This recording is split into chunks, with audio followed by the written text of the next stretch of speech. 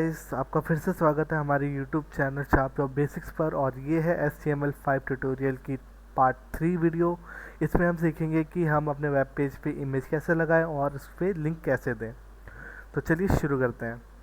तो हम अपने सबलाइम टेक्स्ट एडिटर पे हैं, वहाँ पे हमें लिखना है HTML। HTML के अंदर जाके हमें सेम चीज़ टाइटल आता है, टाइटल के अंदर हम लिखेंगे कुछ भी, लिख देते हैं कुछ भी।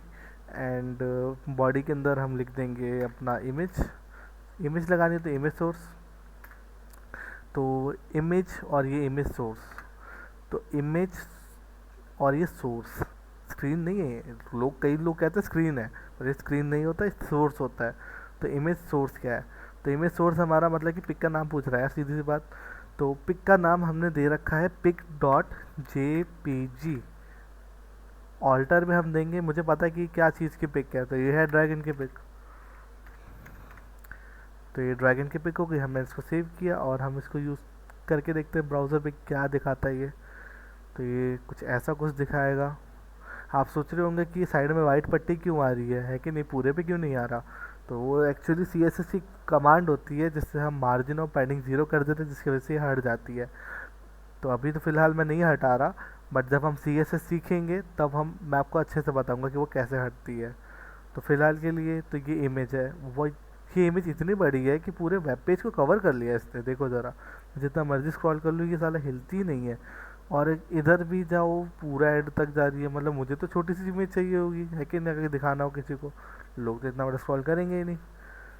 तो अगर मुझे छोटी इमेज चाहिए तो मुझे इसको छोटा करना पड़ेगा, वो भी CSS के थ्रू होगा। तो वो सब हम सीखेंगे CSS के अंदर। फ़िलहाल तो हम HTML सीखेंगे। तो अब हम चलते हैं कि इमेज हमारी आई कैसे। ये पिक डॉट JPG कहाँ है, कहाँ से आई और ये क्यों आई। तो ये इसके लिए हम जाएंगे ओपन कंटेनिंग फोल्डर पे। की कंटेनिंग फोल्डर में ये दिखा रहा है कि index 1 जो मेरी करेंटली जहाँ पे मैं HTML पूरा कोड लिख रहा हूँ वो फाइल है। और वहाँ उस फाइल के फोल्डर के अंदर, जहाँ पे भी ये फोल्डर के अंदर एक फ़ाइल पड़ गई है, वहाँ पे एक और फाइल पड़ गई पिक, और जिसके फॉर्मेट है JPG।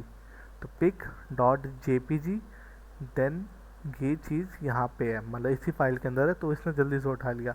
अब मान के चलिए कि भाई अगर ये पिक मेरी इस इमेज फोल्डर के अंदर होती, मान के चलिए ये वाली पिक मेरी इमेज फोल्डर के अंदर होती, तो अब क्या करेंगे। अगर अब ये तो मेरे अंदर चली गई, है कि नहीं। अगर मैं अब इसको रिफ्रेश करूँगा तो यहाँ पे सिर्फ एक ड्रैगन आ जाएगा, जैसा कि मैंने ऑल्टर दे रखा था उसको, कि अगर पिक ना शो हो तो वहाँ पे एक ड्रैगन दिखा देना कि ये ड्रैगन की पिक थी यहाँ पे कोई। तो अब मुझे पिक वापस शो करनी है, बट मुझे पता है कि वो फोल्डर के अंदर है, तो मुझे पाथ देना पड़ेगा कि भाई कहाँ पड़ी है। इसको थोड़ी पता है कि कहाँ पड़ी है, इमेज के अंदर कहाँ है। तो मैं यहाँ पे लिखूँगा images slash pic dot JPG, कि मतलब कि इमेजेस एक फोल्डर है, वहाँ पे पिक डॉट JPG नामक इमेज है, वो तुम्हें शो करनी है। तो यहाँ पे वही चीज़ होगी। अब देखना, जैसे मैं सेव करूँगा वो पिक वापस दिखने लग जाएगी। देखो, ये पिक वापस दिखने लग गई।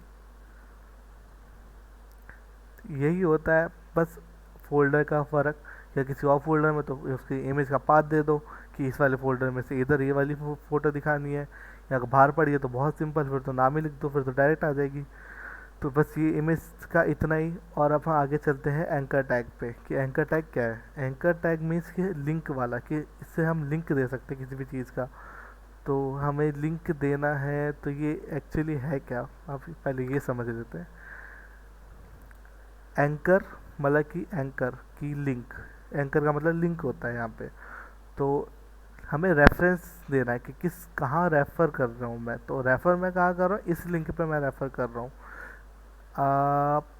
उसका लिंक यहाँ पे आएगा डबल कॉलन के बीच में। फॉर एग्ज़ाम्पल ले लेते हैं, मेरे यूट्यूब चैनल का ही लिंक ले लेते हैं। फॉर एग्ज़ाम्पल जैसे कि मेरा एक यूट्यूब चैनल है, ये वाला पूरा, इसको मैं बंद कर देता हूँ यहाँ पे अभी, ठीक है। तो मैं यहाँ पे अगर सेम चीज़ का मैं लिंक दे दूँगा चैनल का, तो अब मुझे ये चीज़ कैसे शो होगी।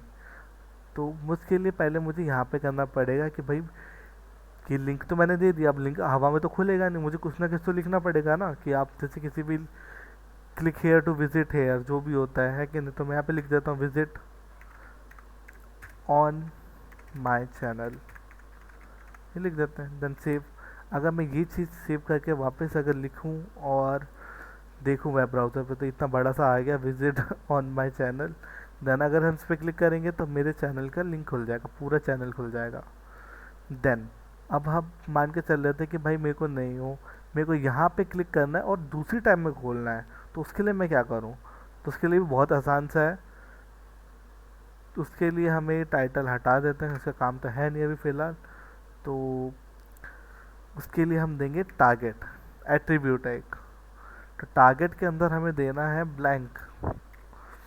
एक्चुअली बहुत चार तरीके के होते हैं। टारगेट में ब्लैंक होता है, सेल्फ होता है, पेरेंट होता है और एक और होता है। तो अभी फ़िलहाल तो हमें एक ही चीज़ सीखनी है, किसके अलावा तो बाकी चीज़ें तो रीडायरेक्टिंग के लिए यूज़ होती हैं, तो वो हम बाद में सीखेंगे। फ़िलहाल के लिए ब्लैंक सीखते हैं कि ब्लैंक से क्या होता है। ब्लैंक अगर हमने यहाँ पे लिख दिया टारगेट, तो अभी क्या करेगा? तो यहाँ पे अगर मैं रिफ़्रेश करूँ इसको, तो अगर मैं इस पर क्लिक करूँगा तो ये दूसरी टाइप में खुल जाएगा। वो वाला पेज वैसा का वैसा ही है। अब मैंने इस पर क्लिक किया तो ये दूसरे टाइप में खुला है। तो ये होता है ब्लैंक का फ़ायदा, कि उस पेज पे आप रहोगे बट दूसरे पेज पे आपका दूसरा लिंक खुल जाएगा। तो आज के लिए बस इतना ही। उम्मीद है आपको ये वीडियो पसंद आई होगी। अगर वीडियो पसंद आई तो वीडियो को लाइक करें, हमारे चैनल को सब्सक्राइब करें और हमारे साथ यूँ ही जुड़े रहें। Thank you.